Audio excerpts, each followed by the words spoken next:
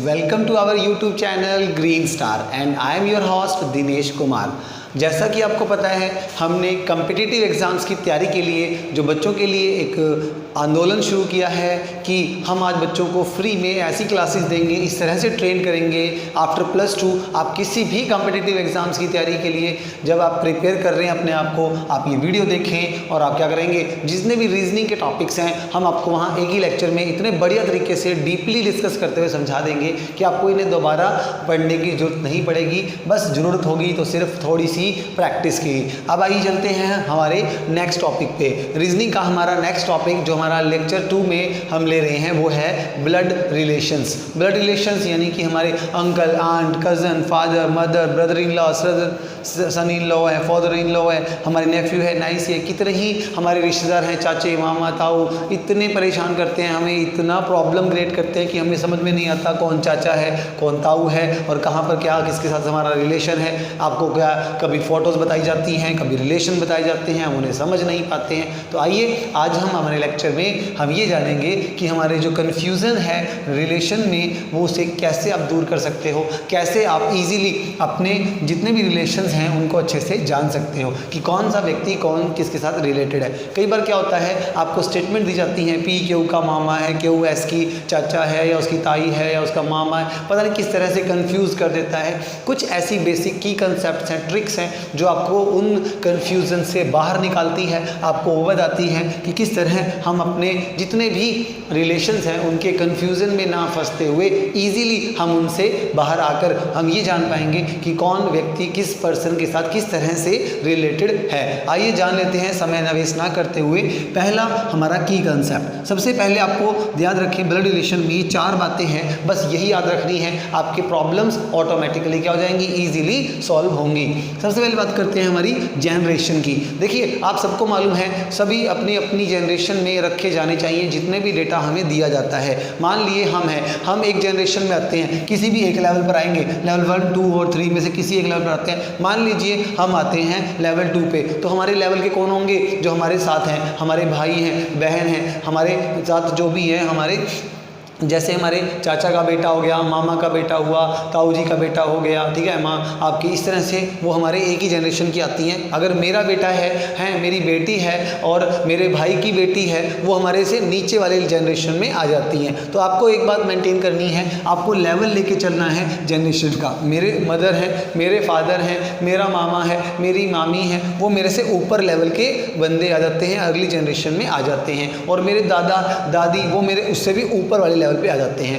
आपको यही याद रखना है कि आपकी जनरेशन जो है, जो भी जनरेशन की बातें आप कर रहे हो, आपका लेवल 1 होना चाहिए। दादा दादी हो गया, नाना नानी हो गया, वो सारे अगर एक लेवल पे हैं तो उससे नीचे वाले पर हमारे मम्मी डैडी हो जाएंगे, आपके फादर मदर हो जाते हैं, मामा चाचा ताऊ, वो सारे क्या हो जाएंगे, एक लेवल पे हो जाएंगे। 3rd लेवल पर हम हो जाते हैं, मैं, मेरा भाई, मेरी बहन, ठीक है। और जो उससे भी नीचे लेवल अगर एक और आ जाता है तो उसमें आ जाते हैं हमारे बच्चे, जैसे हमारा बेटा आ गया, हमारी बेटी आ जाती है, ठीक है, मेरे भाई का बेटा आ गया, इस तरह से आती हैं। अब आपको क्या करना है, अगर आपका जनरेशन का लेवल आपको ऊपर लेकर जाता है, आप क्या करेंगे, आप ऊपर का लेवल शो करने के लिए, ऊपर का जाने के लिए आप इधर ऊपर का एरो दिखाएंगे। ये ऊपर का एरो का मतलब ये है आपसे ऊपर वाली जनरेशन को बता रहा है। नीचे का अगर एरो है तो वो आपकी नीचे वाली जनरेशन को बता रहा है। अगर आपने एरो लगाया है लेफ्ट या राइट साइड का तो इट मीन्स वो हमारे सेम लेवल को शो कर रहा है, जो हमारे खुद की जनरेशन के हैं, हमारी लेवल के जो पर्सन होते हैं उनके लिए आप इस तरह से एरो शो करते हैं। मेरे ख्याल से आपको जो मैं बात समझा रहा हूँ आपको क्लियर हो गया होगा कि लेवल 1, लेवल 2, लेवल 3 ये जनरेशन है और आपको जिस भी जनरेशन की बात करेंगे उसी लेवल पर उसको रखा जाएगा। सेकंड बात करते हैं, हमें कंफ्यूजन रहता है क्वेश्चन में कि कौन मेल है और कौन है फीमेल। कई बार बोल देता है पी क्यू का भाई है, अरे भाई क्यू का भाई है, क्यू कौन है, मेल है या फीमेल है, हमें अभी भी क्लियर नहीं होता है। जब तक आपको उसका क्लियर डेफिनेटली पता नहीं चल जाता कि वही वो पर्सन मेल है या फीमेल है, तब तक आप उसे साइन नहीं दे सकते। हाँ जी, हम मेल के लिए कौन साइन दे रहे हैं, हम मेल के लिए दे रहे हैं प्लस का साइन, और फीमेल के लिए आप क्या दीजिए, माइनस का साइन दीजिए। अगर आपको ऐसा लग रहा है पी के बार आपने माइनस लगा दिया है और क्यू पे आपने प्लस लगाया है और आपने इस तरह से एक जनरेशन बताई है, तो ये यहाँ पे समझ में आ रहा है पी जो है वो बहन है और किसकी बहन है, क्यू की बहन है। और यहाँ ये भी बोल सकते हो क्यू जो है वो पी का क्या है, भाई है, क्योंकि यहाँ पर प्लस और माइनस लगा दिया गया है। इट मीन्स क्यू जो है वो मेल है और जो P है वो फीमेल है, यानी कि वो लड़की है। क्लियर हो गया आपको? प्लस माइनस का साइन हमें ये बताता है कि वो मेल है या फीमेल। प्लस मेल के लिए और माइनस फीमेल के लिए आप क्या कर सकते हैं, इसे आसानी से शो करने के लिए इसे लगा सकते हैं, इसका यूज कर सकते हैं। नेक्स्ट है की कंसेप्ट नंबर 3। कंसेप्ट नंबर 3 हमें कहता है हस्बैंड एंड वाइफ, यानी कि पति पत्नी के लिए हम क्या साइन यूज करेंगे, इस तरह का। एरो की बात कर सकते हैं, अगर एक तरफ एरो जा रहा है एक तरफ जा रहा है, दोनों तरफ अगर एरो आ रहा है इट मीन्स ये क्या है, पति पत्नी है। हाँ जी, हस्बैंड और वाइफ के लिए हम एक वर्ड यूज करते हैं, इस तरह से एक साइन यूज करते हैं, ये है हस्बैंड एंड वाइफ का। ठीक है, तो अगर साइन बना P और Q का, ठीक है, अगर आपने इस तरफ साइन लगा दिए इस तरह से, तो ये क्या हो गया, P और Q क्या है, हस्बैंड वाइफ है। और अगर P पर प्लस का साइन है तो Q पर माइनस का साइन ना भी लगा हो तो भी आप अंदाजा लगा सकते हैं कि अगर P मेल है और आपने ये साइन लगाया है, P Q की क्या है, वाइफ ही होगी। क्यों वाइफ होगी, क्योंकि P तो है मेल और दोनों है हस्बैंड वाइफ, तो एक हस्बैंड है तो दूसरे क्या हुआ, उसकी वाइफ हुई। तो इसीलिए P को प्लस का साइन और Q को माइनस का साइन। बाई चांस अगर Q हमें पता चल जाता है कि वो फीमेल है और आपको पता चल जाए कि हस्बैंड वाइफ है, तो नॉर्मल सी बात है P क्या है होगा, वो मेल ही होगा, क्योंकि आपने हस्बैंड वाइफ में एक मेल है तो दूसरा फीमेल होती है। ठीक है, इस प्रकार आपका ये पॉइंट्स आप इस तरह से शो करेंगे हस्बैंड वाइफ के लिए। नेक्स्ट बात करते हैं हमारा ब्रदर एंड सिस्टर के लिए। अगर बात करें बहन भाई के लिए हम क्या यूज़ कर सकते हैं, हाइफन का यूज़ कर सकते हैं। आप हाइफन लगा दीजिए, जैसे A और B है और उसके बीच में आपने हाइफन लगा दिया तो इनकी क्या है, ये दोनों बहन भाई हैं। अगर B क्या है, लड़की है, तो क्या हो सकता है, ये लड़का ही होगा, बहन भाई। अब यहाँ रखना जरूरी नहीं है कि ये लड़का होगा, ये साइन हम क्या कर सकते हैं, दो बहनों के लिए भी यूज़ कर सकते हैं, दो भाई भी हो सकते हैं।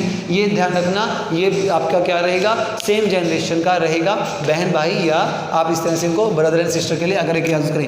अगर आप क्या करेंगे, आपको ये कंफ्यूजन रहता है कि कौन लड़का है कौन लड़की है, भाई बहन का पता नहीं चल रहा है, तो आप इस तरह से एरो लगाएं तो ये सेम जनरेशन के हो जाएंगे। मैंने आपको बताया था सेम जनरेशन के लिए हम एरो लगाते हैं, और अगर हाइफन लगा दिया तो आप कंफर्म हो गए हैं कि ये दोनों बहन भाई हैं, इनमें से एक लड़का है और एक लड़की। वो कंफ्यूजन है, उसके लिए आपको अगली स्टेटमेंट को देखना पड़ेगा, आपको समझ में आ जाएगा। जैसे ही आपको पता चल जाए कि B मेल है तो दूसरा क्या हो जाएगा, फीमेल हो जाएगा, क्योंकि मैंने हाइफन किसको दिया है, ब्रदर एंड सिस्टर के लिए।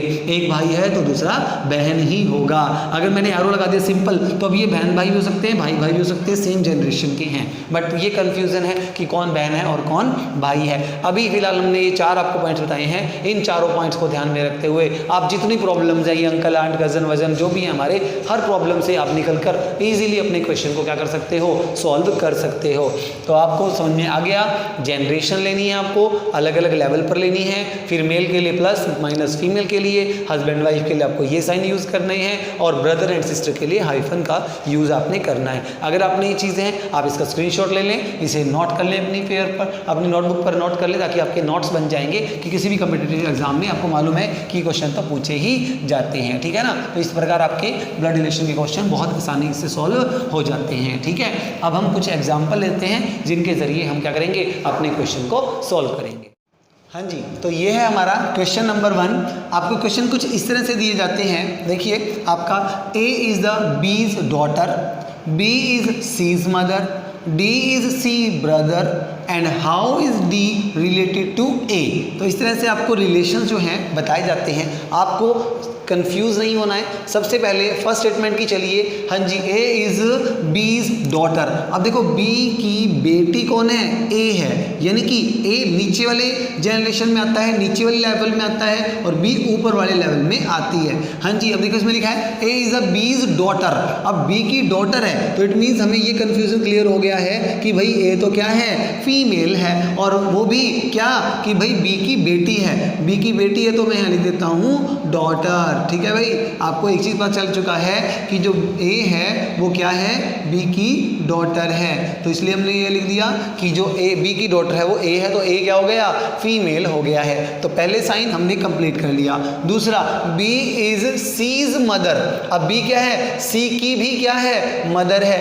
देखो यहाँ लिखा है A is B's daughter, B की डॉटर कौन है, A है, तो यहाँ भी क्या है, B इज C's मदर। हाँ जी, B जो है वो C की भी क्या है, मदर है, तो यानी कि ये मदर है तो यहाँ पर सी आ गया। अब ये सिंपल इसने ये लिखा है कि ये मदर है। अब आपको ध्यान रखना है ये इसकी क्या है, डॉटर है, और मदर के लिए आप यहाँ पे आप एरो ऊपर की तरफ ले चलना, ठीक है ना। यानी कि सी की जो मदर है वो कौन है, बी है। अब आपको एक चीज़ तो क्लियर हो गया कि ए और सी दोनों क्या हैं, एक ही जनरेशन के हैं, और जो बी है वो इनसे अप वाली जनरेशन में आती है। तो आपने क्या रखा, उनका एक लेवल रखा। तो ए और सी क्या है, सेम जनरेशन में आते हैं। क्यों, क्योंकि बी की जो बेटी है वो ए है और सी की जो माँ है वो बी है। तो अब माँ है बी तो इट मीन्स ये क्या हो गया, ये भी फीमेल हो गई। क्लियर हो गया आपको ये चीज़ कि आपको पता होना चाहिए रिलेशन के बारे में वो क्या कहना चाह रहा है। आगे चलिए, डी इज, नेक्स्ट पॉइंट है हमारा, डी इज सीज ब्रदर। एक डी और है, मैं बीच में रख लेता हूँ। जो डी है वो सी का ब्रदर है। ब्रदर और सिस्टर में मैंने आपको बताया था ये इस तरह से होता है, बट अभी तक हमें कंफ्यूजन है कि भाई कौन ब्रदर है कौन सिस्टर है, तो मैंने क्या कर दिया, इस तरह से आरो लगा दिया, ठीक है। बट यहाँ पे साफ मेंशन है डी इज सीज ब्रदर, तो भाई ये तो लड़का है, पता चल चुका है, और क्या है, ब्रदर है। आपको इस तरफ से पता चल रहा है, तो आप यहाँ जाइए, सी का भाई है तो मैं लिख रहा हूँ ब्रदर। हाँ जी, तो क्या हुआ, हमारा जो डी है वो सी का क्या है, ब्रदर है। तो सी की तरफ से एरो आ रहा है और डी पे जा रहा है, वो भी प्लस का साइन दे रहा है, तो डी क्या हुआ, हमारा मेल हो गया।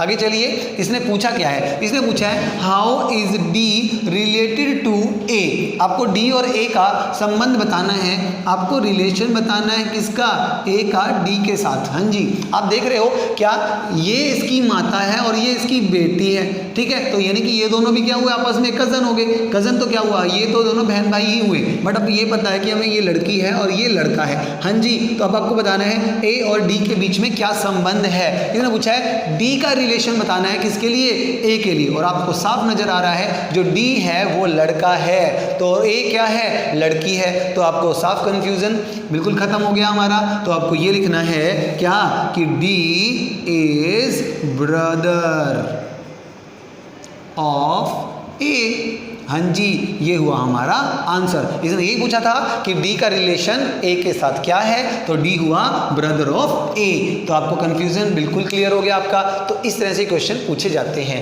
क्या, दोबारा देख लीजिए, ए इज बी डॉटर, जो ए है बी की बेटी है तो मतलब माइनस का साइन लगा दिया। बी इज सी मदर, तो सी की माँ है बी, ये भी फीमेल हो गई। उसके बाद डी इज सी ब्रदर, जो डी है वो सी का भाई है, मतलब मेल आ गया। अब ए और डी का रिलेशन बताना है, तो डी कैसे रिलेशन है, डी क्या है उसका, भाई है किसका, ए का। ए लड़की हो लड़का हो वो मैटर नहीं था, अब यहाँ पर सिर्फ ये बताना था कि जो डी है वो क्या है, और वो ए का भाई है। तो इस प्रकार हमारा क्वेश्चन नंबर 1 कंप्लीट होता है। एक और क्वेश्चन देखते हैं, चलिए।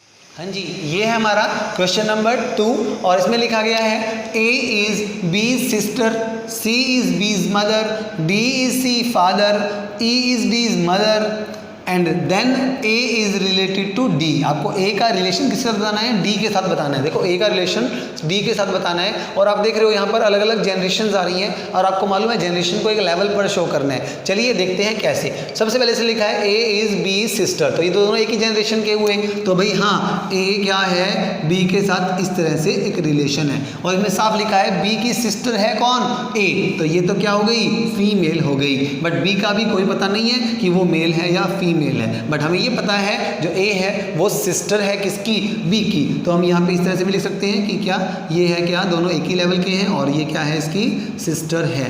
ठीक है, बात करते हैं नेक्स्ट पॉइंट की। सी इज बीज मदर, सी क्या है, बी की माता है, तो भाई बी की माता कौन है, इसके ऊपर वाले लेवल पर आ गई सी आ गई, इसकी कौन, मदर आ गई।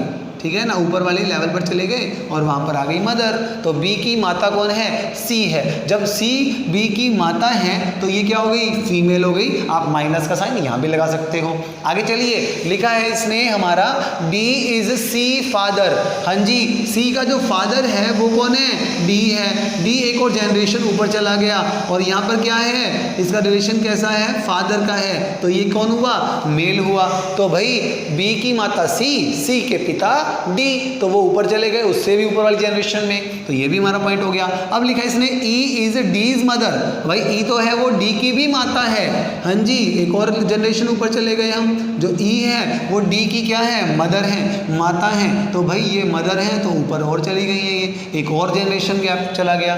ठीक है भाई, तो आपका चार्ट कंप्लीट हो गया। अब इसने पूछा हमसे क्या कि भाई ए का रिलेशन बताना है किसके साथ, डी के साथ, ये रहा डी, तो डी के साथ ए का क्या रिलेशन है, आप खुद ही समझदार हो, समझ गए होंगे भाई। हाँ देखो क्या इसकी क्या है, मदर और मदर के फादर।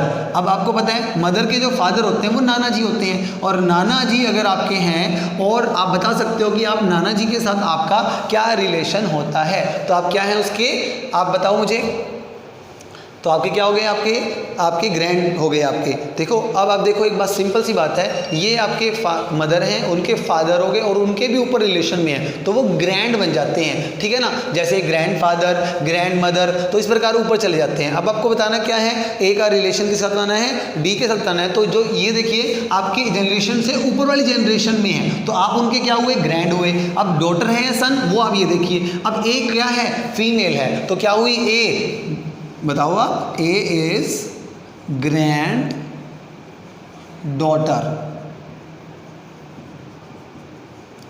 ऑफ डी, बिल्कुल आसान। हाँ जी, ए क्या हुई, ग्रैंड डॉटर हुई। देखो एक बात है कि आपके एक जनरेशन ऊपर और उससे भी ऊपर जनरेशन है, तो ग्रैंड हो गए ना, दादाजी, दादी जी, नाना जी, नानी जी, वो ग्रैंड होते हैं, तो उनको बोलते हैं ग्रैंड। और आप क्या हुए, उनके ग्रैंड डॉटर हुए, क्योंकि ए कौन है, फीमेल है, तो ए क्या हुई, ग्रैंड डॉटर ऑफ डी। इस प्रकार हमारा सेकेंड क्वेश्चन हो जाता है। नेक्स्ट करेंगे हम थर्ड क्वेश्चन।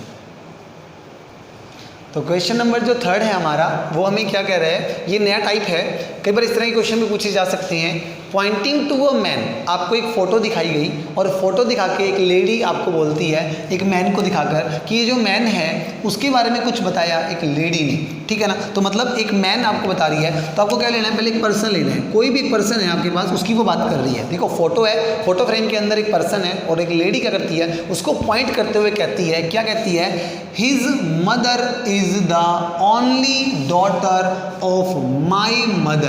हाँ जी, उसने बोला हिज मदर मतलब इसकी जो, ये मेल है, इसकी जो माता है, माता क्या चलेगी, ऊपर वाली जनरेशन में चली गई, ये आ गई।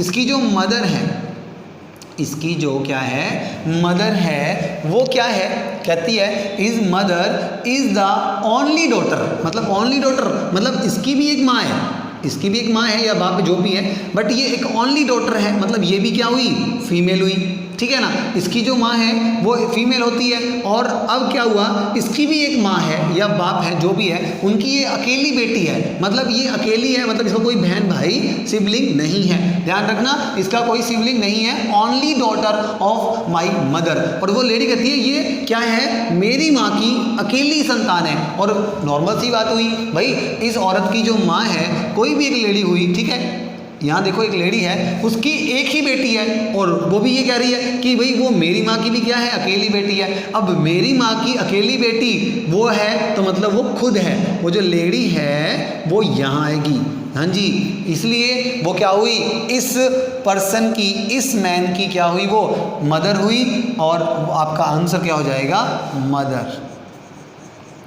एक पॉइंट करते हुए उसने कहा कि भाई ध्यान से देखो, उसने एक आदमी की तरफ इशारे करते हुए कहा कि भाई जो इसकी माँ है और उसकी माँ की इकलौती बेटी है, तो और वो भी बोला उसकी माँ मतलब लेडीज़ की माँ। अब लेडीज़ की माँ की इकलौती बेटी उसकी मदर हुई, तो मतलब वो क्या हुई, उस जो आदमी है उसकी माता हुई। अब ध्यान से देखिए क्वेश्चन में, बस आपको ये ध्यान रखना है कि वो कौन सी जनरेशन की बात कर रहा है। तो लेडी ने कहा क्या कि इसकी जो मदर है उसकी मदर की इकलौती बेटी हूं मैं, तो भाई सीधी सी बात है, वो तो अपनी खुद की बात कर रही है, और ये जो आदमी है वो इसका खुद का बेटा है। तो अपन को ये बताना है कि जो लेडी है उस मैन से कैसे रिलेटेड है, तो वो लेडी क्या है, उस पर्सन की मदर है। तो इस प्रकार आपको एक रिलेशन पता चल जाते हैं जब आप उन्हें हर लेवल पर रखते हैं। हम करते हैं नेक्स्ट क्वेश्चन। हाँ जी, क्वेश्चन नंबर 4 आप अब करेंगे। ये क्वेश्चन लास्ट क्वेश्चन है, ठीक है। इसके बाद आप क्या होगी, कुछ प्रैक्टिस करें, क्वेश्चन को समझें, बार बार करके देखें, आपको समझ में आ जाएंगे। और ऐसे ही क्वेश्चन आपके लिए क्या है, कुछ हम नीचे अपने कमेंट बॉक्स में डाल देंगे, आप उन्हें सॉल्व कर सकते हैं। तो देखिए कैसे है, कहता है कल्पित is the son of Dinesh. इसमें क्या है, एक व्यक्ति है, ठीक है, ये है और इसका नाम क्या है, दिनेश है, ठीक है। उसका एक सन है और उसको क्या बोल रहे हैं यहाँ पर, कल्पित। कल्पित सन है उसका, तो मतलब ये क्या हुआ, मेल हुआ, ठीक है, कल्पित मेल हुआ। आगे देखिए, Dinesh is the brother of Mahavir, तो ये क्या है, इसका एक भाई है, ठीक है, और उसका नाम क्या है, महावीर, ठीक है, एक भाई है उसका और वो महावीर है, और ये उसका ब्रदर है, तो मतलब यहाँ पर भी क्या आ गया, मेल आ गया। आगे चलिए, Preeti is the wife of Mahavir. Mahavir की एक वाइफ है और उसका नाम क्या है, प्रीति है, ठीक है। प्रीति क्या है, महावीर की वाइफ है, तो मतलब ये हुआ मेल और ये क्या हो गई, फीमेल हो गई, ठीक है। हाउ इज कल्पित रिलेटेड टू महावीर। आपको क्या बताना है, कल्पित का रिलेशन बताना है, किसके लिए, महावीर के लिए। हाँ जी, ये तो आपको साफ दिख रहा है, ये सन है। अगर एक बेटा है और उसके बाप का जो भाई है तो वो क्या कहलाता है, उसका चाचा, और चाचे का जो भतीजा हो गया तो उसे हम क्या कहेंगे, नेफ्यू।